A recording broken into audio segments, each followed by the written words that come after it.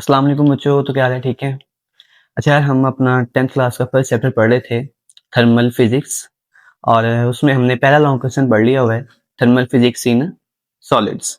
इसमें हमने उसके दो टाइप्स पढ़ी थी, लीनियर थर्मल एक्सपेंशन को पढ़ा था और वॉल्यूम थर्मल एक्सपेंशन को पढ़ा था। तो आज हम अगला टॉपिक शुरू करते हैं जी, thermal expansion in liquids. Almost सारा वैसा ही है जैसा हमने volume thermal expansion in solids को पढ़ा था, उससे मिलता जुलता ही है। ठीक है, कोई मुश्किल नहीं है। हम जरा स्टार्ट करते हैं। सबसे पहले तो मैंने लिखी है जी थर्मल फिजिक्स की डेफिनेशन। तो ये मैंने हर लेक्चर में लिखी होती है ताकि हमें पता हो कि हमने इस चैप्टर में पढ़ना क्या है। हीट को पढ़ना है, टेम्परेचर को पढ़ना है, और हीट एनर्जी यानी थर्मल एनर्जी का मैटर के ऊपर क्या इफेक्ट होता है हमने उसको पढ़ना है।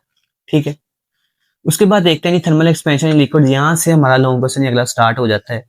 ठीक है, तो बुक में ना इसकी डेरिवेशन नहीं है, जो फॉर्मूला है ना वो दिया उन्होंने, लेकिन डेरिवेशन नहीं है।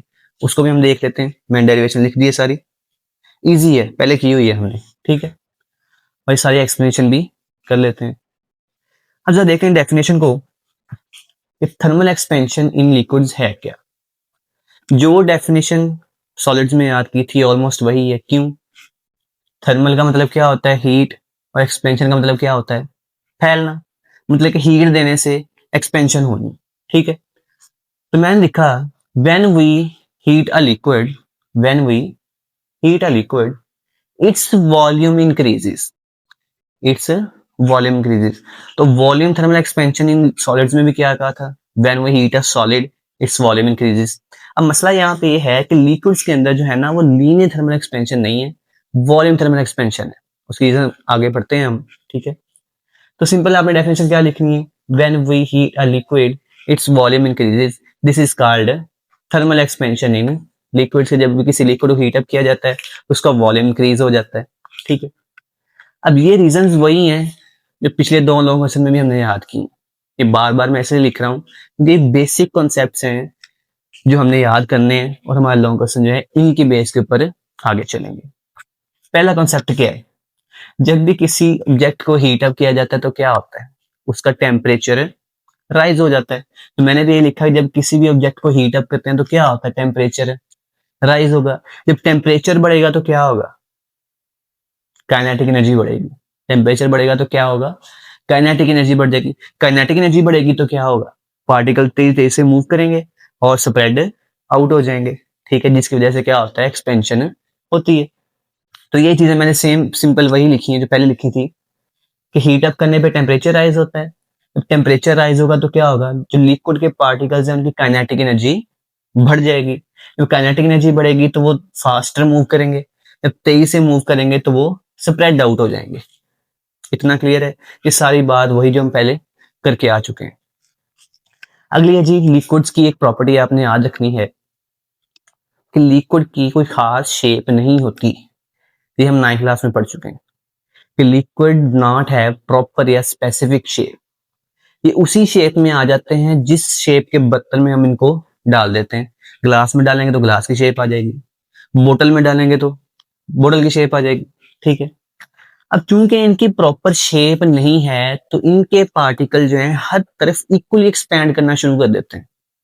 सॉलिड के केस में ऐसा नहीं है, उनकी एक शेप होती है प्रॉपर, जिसकी वजह से वो दो तरह के एक्सपेंशन करते हैं। या तो वो वॉल्यूम एक्सपेंशन करेंगे जिसमें वो हर तरफ फैलते हैं, या फिर वो लीनियर थर्मल एक्सपेंशन करते हैं जिसमें एक ही डायरेक्शन में इंक्रीज होती है उनकी लेंथ। लेकिन इसमें ऐसा नहीं है, क्योंकि इनकी शेप प्रॉपर नहीं है, जिसकी वजह से क्या होता है? और पार्टिकल भी इनके थोड़े दूर दूर होते हैं सॉलिड की निस्बत, जिसकी वजह से ये हर डायरेक्शन में एक्सपेंड कर जाते हैं। तो लॉन्ग क्वेश्चन में आप लोगों ने सिंपल ये डेफिनेशन लिखनी है, उसके बाद एक्सप्लेनेशन पे आ जाने। ये लिखने की जरूरत नहीं है। ठीक है, अगर लिखना भी चाहें तो यहां तक लिख लीजिएगा, ये लिक्विड वाला पार्ट जो है ना ये चाहे रहने दीजिएगा। अब एक्सप्लेनेशन पे आ जाए। इसकी एक्सप्लेनेशन भी मैथमेटिकल भी ऑलमोस्ट हम पहले पढ़ चुके हैं, बस एक कॉन्सेप्ट इसमें और आना है, उसको जरा देखते हैं। देखिए पहला पॉइंट मैंने क्या लिखा है, consider a liquid having initial volume V not at temperature T not. यही बात सॉलिड के केस में की थी कि एक हमारे पास सॉलिड होगा जिसका इनिशियल वॉल्यूम वी नॉट होगा, टेम्परेचर टी नॉट होगा। इसमें सॉलिड की जगह क्या आ गया? लिक्विड आ गया, कि हमारे पास एक लिक्विड है जिसका इनिशियल वॉल्यूम वी नॉट है और टेम्परेचर टी नॉट है।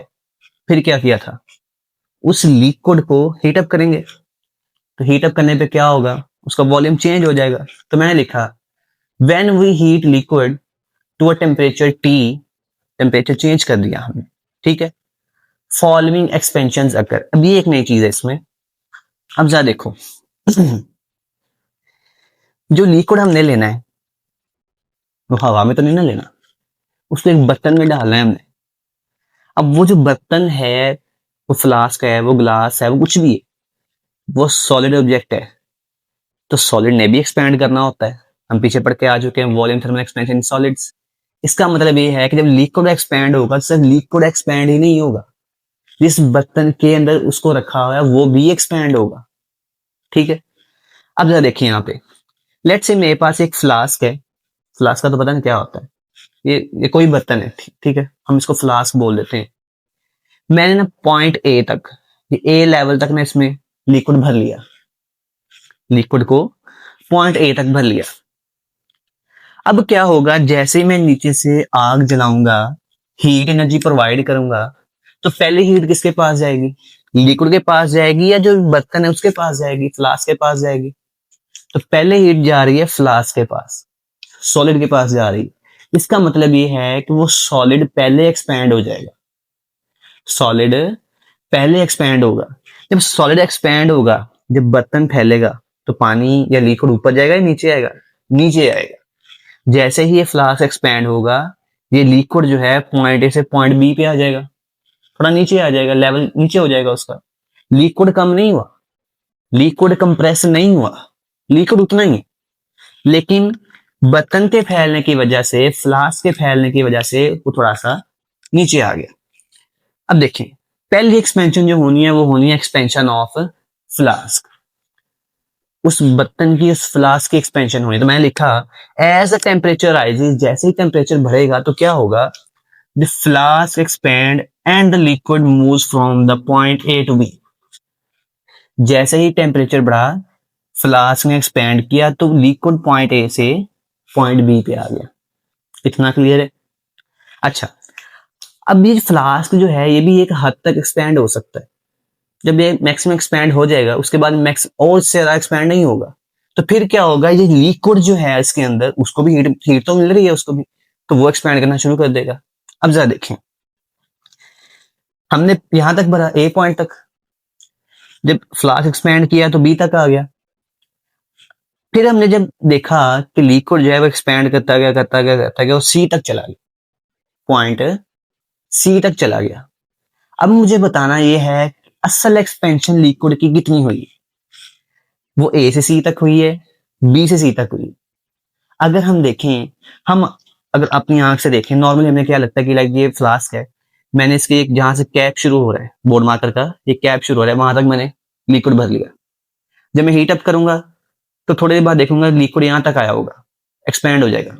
मुझे ऐसा लगेगा कि भाई यहां से एक्सपेंशन शुरू हुई है जहां तक मैंने भरा था और ऊपर तक हुई है। असल में ऐसा नहीं है। असल में क्या है, जब ये बोर्ड मार्कर एक्सपैंड किया था पहले, लिक्विड नीचे भी आया था, वहां से एक्सपैंड करना शुरू किया और ऊपर तक आया। इसमें भी क्या है कि पहले ए तक भर लिया, जब ये लिक्विड नीचे गया तो यहाँ बी पॉइंट से इसकी असल एक्सपेंशन स्टार्ट हुई है जो सी तक गई, ठीक है। तो मैं लिख दिया यहाँ पे एक्सपेंशन ऑफ लिक्विड, जो कि रियल एक्सपेंशन है, असल एक्सपेंशन हुई कितनी है। After some time liquid starts expanding and it moves up from point B to C. थोड़ी देर बाद क्या होगा, जब यानी कि लिक्विड ए से बी पे आ जाएगा, फ्लास्क एक्सपैंड होगा, ए से बी पे आ गया, तो कुछ देर बाद जब ये लिक्विड और हीट अप होगा तो ये एक्सपैंड करेगा और बी से सी पे चला जाएगा, ठीक है। This is called real expansion. इसको हम बोलेंगे असल एक्सपेंशन जो हुई है वो बी से लेकर सी तक हुई है, ए से लेकर सी तक नहीं हुई। इतनी बात समझ में आ गई है। अच्छा, अब यहां मैंने लिखा है real expansion is greater than apparent expansion. अब ये क्या होता है, देखने से पहले रियल एक्सपेंशन हमने पढ़ लिया क्या है, कि जहां से असल में लिक्विड एक्सपैंड करना स्टार्ट किया, वहां से लेकर जहां तक गया वो रियल एक्सपेंशन। एपरेंट एक्सपेंशन क्या है उसको जरा देखते हैं। यहाँ पे देखें एपरेंट एक्सपेंशन क्या है। मैं लिखा normally we see expansion of liquid from A to C. हमें देखने में क्या लगेगा कि असल में हमने तो ए तक पानी भरा था, ये लिक्विड भरा था, तो ए से जब बाद में सी पे एंड तक चला गया तो हमें लगेगा कि भाई ए से लेकर सी तक एक्सपेंशन हुई है। इसको बोलते हैं एपरेंट एक्सपेंशन, जो कि असल एक्सपेंशन नहीं है। असल एक्सपेंशन कौन सी है कि वो पानी पहले नीचे आया है फिर ऊपर गया है। तो रियल एक्सपेंशन समझ में आ गया, जो असल में एक्सपेंशन हुई है। और एपरेंट कौन सी है, जो हमें नजर आ रही है, जो हमें लग रहा है, लेकिन वो असल एक्सपेंशन नहीं है। अब देखिए, अगर मैं कहूं कि असल जो रियल एक्सपेंशन है वो कहां से हुई है, बी से लेकर सी तक, और एपरेंट कौन सी हुई है, ए से लेकर सी तक। तो ज्यादा कौन सी है, बी से लेकर सी तक ज्यादा है या ए से लेकर सी तक ज्यादा है? तो बी से लेकर सी तक ये ज्यादा है। इसका मतलब ये है कि हमेशा रियल एक्सपेंशन जो है वो एपरेंट एक्सपेंशन से हमेशा ज्यादा होगी। रियल एक्सपेंशन जो है एपरेंट एक्सपेंशन से ज्यादा होगी हमेशा। इतना क्लियर है? तो ये थी एक्सप्लेनेशन जिसमें कॉन्सेप्ट आपने याद रखने रियल और एपरेंट एक्सपेंशन का, और जो बर्तन है, फ्लास्क है, वो कैसे एक्सपेंड करता है वो भी आपको पता चल गया। अब जरा हम देखते हैं जिसको मैथमेटिकली प्रूफ करते हैं। फॉर्मूला वही आना है जो वॉल्यूम एक्सपेंशन इन सॉलिड्स में पड़ा था, फॉर्मूला वही है, लेकिन थोड़ी सी मैथमेटिकल डेरिवेशन इसमें थोड़ी सी एक्स्ट्रा होगी। एक दो स्टेप देखते हैं। मैं लिखा ओरिजिनल वॉल्यूम कितना है, जो सॉलिड में लिखा था ओरिजिनल वॉल्यूम कितना होता है, वी नॉट होता है, तो वी नॉट लिख लिया। जो एक्सपैंड होने के बाद सी तक कितना वॉल्यूम आएगा, वी आ जाएगा, ठीक है, तो उसको न्यू वॉल्यूम को लिख लिया वी। वही बातें, change in volume. Change in volume क्या है, टोटल वॉल्यूम में से असल वॉल्यूम को निकाल दें, जो हमने भरा था उसको निकाल दें, पीछे जो बचेगा वो क्या होगा, चेंज आएगा। हमें पता चल जाएगा कि चेंज आया। कैसे, जितना बाद में वॉल्यूम आया उसमें से पहले वाले वॉल्यूम को निकाल दें, तो जो पीछे बचेगा उसको हमें पता चल जाएगा कि इतना चेंज आया। इसमें जरा देखें, अभी मैंने बोला एपरेंट एक्सपेंशन को नहीं देखना, जब फॉर्मूला निकालना है तो रियल एक्सपेंशन निकालनी है। रियल एक्सपेंशन, तो रियल एक्सपेंशन कहां से हुई है, बी से सी तक हुई है। इसका मतलब है कि पॉइंट बी जो है यहां पे वी नॉट आएगा। हमें देखने में क्या लगेगा कि मैं तो पॉइंट ए पे भरा था, यहां तक भरा था पानी, तो वी नॉट यहां पे आना चाहिए, लेकिन असल में ऐसा नहीं है। असल में क्या है कि पानी पहले नीचे आया है। वी नॉट क्या है, वो वॉल्यूम जहां से असल में एक्सपेंशन स्टार्ट हुई है, वो पॉइंट जहां से असल एक्सपेंशन स्टार्ट हुई है, आपने वो पॉइंट पे देखना है वॉल्यूम कितना है। तो असल एक्सपेंशन जो है वो कहां से स्टार्ट हुई है, असल एक्सपेंशन तो बी से स्टार्ट हुई है। इसका मतलब है कि वी नॉट जो है वो इतना है, ठीक है। यहां से एक्सपेंशन स्टार्ट हुई, सी तक गई है, तो फिर सी पॉइंट जो है मेरे पास ये न्यू वॉल्यूम यानी वी कहलाएगा, ठीक है। अच्छा, जरा अब देखो, चेंज इन वॉल्यूम निकालना है डेल्टा वी आर। अब आर का मतलब यहाँ पे क्या है, स्मॉल आर का रियल चेंज या रियल एक्सपेंशन, इसलिए मैंने यहाँ पे आर लिखा है, ठीक है। किसके इक्वल होगा, पूरे वॉल्यूम में से जो कि वी है, इस वाले वॉल्यूम को निकालने जो पहले था। पहले वाला ये नहीं था, पहले वाला ये नहीं था, ये तो मैंने भरा है ना ए तक। असल में पहले वाला कौन सा होगा फिर, कि जब वो नीचे आ गया एक मरतबा ये फ्लास्क एक्सपैंड करने की वजह से, तो इतना बचा ना, तो यहां से असल एक्सपेंशन स्टार्ट हुई, तो असल वाला वॉल्यूम फिर ये वाला होगा, ठीक है। तो बाद वाले वी में से पहले वाले वी नॉट को माइनस कर दें, तो हमें पता चल जाएगा कि चेंज कितना आया है, असल में कितना एक्सपैंड हुआ है वो, ठीक है। तो ये फार्मूला ये बता रहा है। अब जाहिर बात है टेम्परेचर भी चेंज हुआ होगा, तो change in temperature delta T, वही पहले वाली चीज, डेल्टा टी किसके इक्वल होगा, टी मतलब बाहर वाला टेम्परेचर और टी नॉट पहले वाला टेम्परेचर। इतना समझ में आ गया। इक्वेशन नंबर 1 कह दिया, इक्वेशन नंबर 2 कह दिया। अब यहाँ पे ये तीन चीजें मैंने लिखी। मैंने कहा एक्सपेंशन इन फ्लास्क को मैंने लिखा डेल्टा वी सी से, आप कोई और नाम भी ले सकते हो, वी एफ कह लें, फ्लास्क का एफ हो गया तो वी एफ कह लें। चलिए वी एफ कर लेते हैं, यहाँ पे हम कर लेते हैं जी वी एफ के फ्लास्क में जो एक्सपेंशन हुई है वो डेल्टा वी एफ है। एपरेंट एक्सपेंशन ये वाली जो हमें असल में नजर आ रही है वो कौन सी है, ए से लेकर सी तक थी, लेकिन असल में ऐसा नहीं, तो मैंने इसको कह दिया डेल्टा वी ए मतलब एपरेंट एक्सपेंशन। रियल एक्सपेंशन कौन सी है, वो है डेल्टा वी आर, जो असल में यहां से लेकर यहां तक हुई, उसको मैंने बोल दिया डेल्टा वी आर।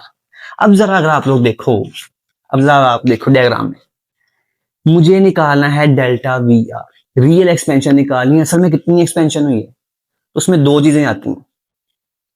यहां तक ए पॉइंट तक तो हमने पानी भर लिया था। पहले क्या हुआ, फ्लास्क एक्सपेंड किया तो एक एक्सपेंशन ये आ गई, फ्लास्क की एक्सपेंशन आ गई नंबर 1। फिर यहां से एक्सपेंड होना शुरू हुआ, दोबारा उसी पॉइंट तक गया।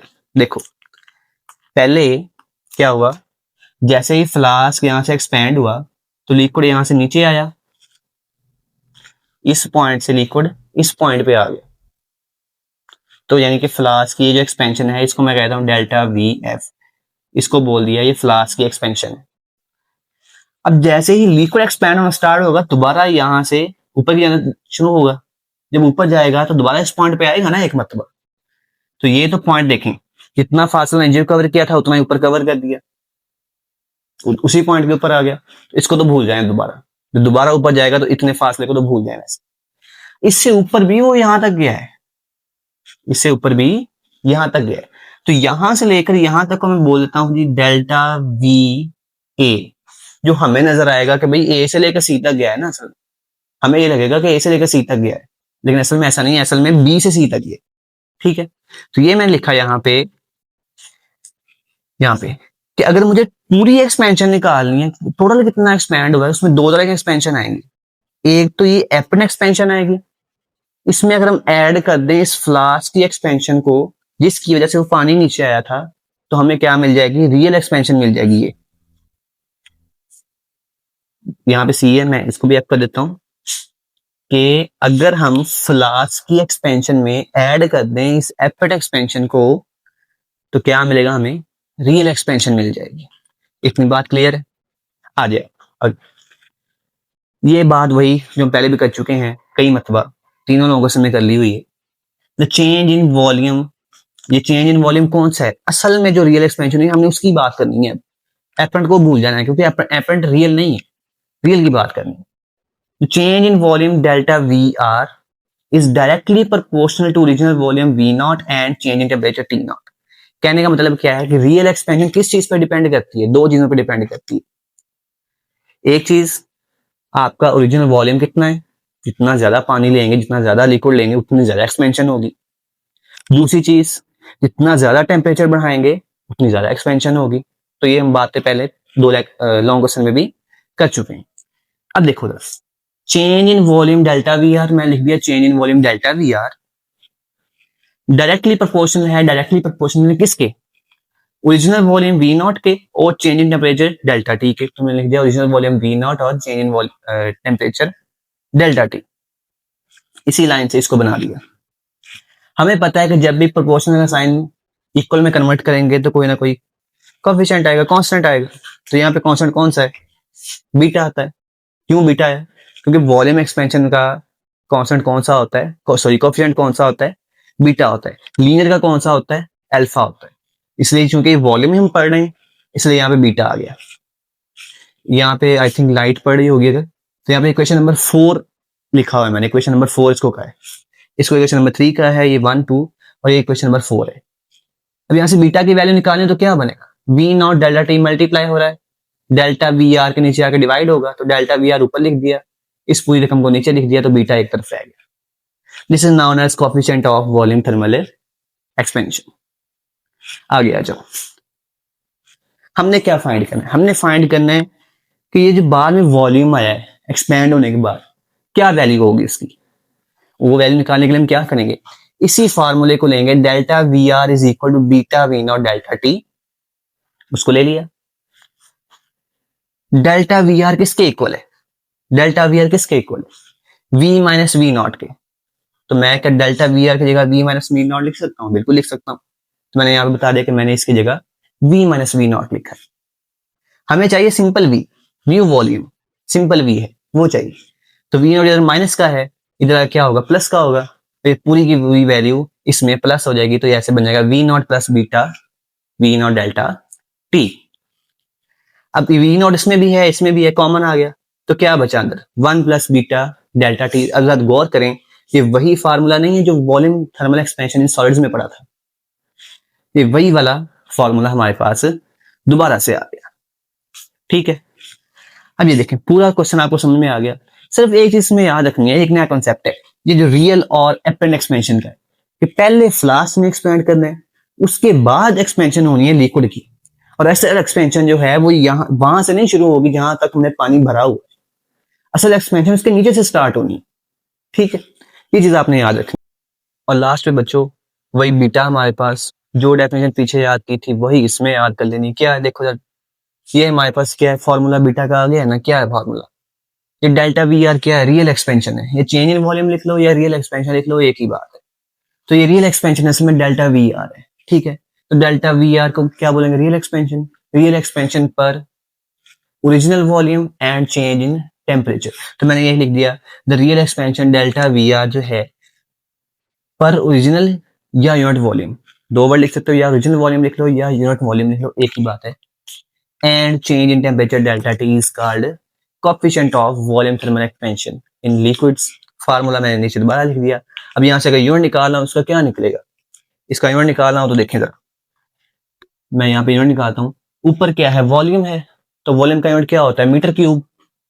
वॉल्यूम का यूनिट होता है मीटर क्यूब। ये यूनिट्स आपने ना 9th क्लास में बेस क्वांटिटीज में याद किए हुए हैं। ठीक है, डिवाइड बाय, नीचे फिर क्या है वॉल्यूम, तो मीटर क्यूब, साथ में क्या है टेम्परेचर, तो केल्विन। मीटर क्यूब से मीटर क्यूब कैंसिल होगा, तो केल्विन ऊपर जाएगा तो क्या बनेगा, पर केल्विन बन जाएगा। इसका मतलब ये है कि चाहे लीनियर थर्मल एक्सपेंशन है, वॉल्यूम थर्मल एक्सपेंशन है, लिक्विड में है, सॉलिड में है, क्या यूनिट आता है उसका कोएफिशिएंट का, पर केल्विन। क्या यूनिट आता है, पर केल्विन आता है। अच्छा, इसमें एक और चीज याद रखनी है आपने, मुझे याद आ गया आज, हमने ना लास्ट टॉपिक में एक चीज मिस कर दी थी। वो आपने ना एक रिलेशन याद रखना है, मैं यहाँ पे लिख रहा हूँ रिलेशन वो, ठीक है। वो है अल्फा इक्वल होता है 3 बीटा के। Alpha is equal to 3 beta, मतलब अगर आपने आपको बीटा की वैल्यू दी हुई है, उसको 3 से मल्टीप्लाई करेंगे तो अल्फा की वैल्यू निकल आएगी। अल्फा की वैल्यू निकाल दी हुई है, बीटा की निकालने तो क्या करेंगे, 3 लगा के डिवाइड कर देंगे तो बीटा की वैल्यू आ जाएगी। तो ये रिलेशन आप लोगों ने एमसीक्यूज में याद रख लेना है। ठीक है, न्यूमेरिकल्स में भी काम आएगा, ये आप लोगों ने याद रख लेना है। तो आई होप सो आज पूरा लेक्चर जो है उसको समझ आ गया होगा आपको। बहुत इजी लेक्चर है, सिर्फ एक नई चीज थी कि एक्सपेंशन इसमें 2 होनी है बजाय 1 के। ठीक है, तो मैंने आपको समझा दिया सारा। फिर भी कोई क्वेश्चन होगा तो मेरे से आप लोग पूछ सकते हैं। और कल हम पढ़ेंगे थर्मल एक्सपेंशन इन गैसेस, और फिर नेक्स्ट हम इसको आगे लेके चलते हैं और थोड़ा जल्दी से अब इसको थोड़ा पढ़ते हैं। ठीक है, तो मिलते हैं फिर नेक्स्ट लेक्चर में, तब तक के लिए अल्लाह हाफिज।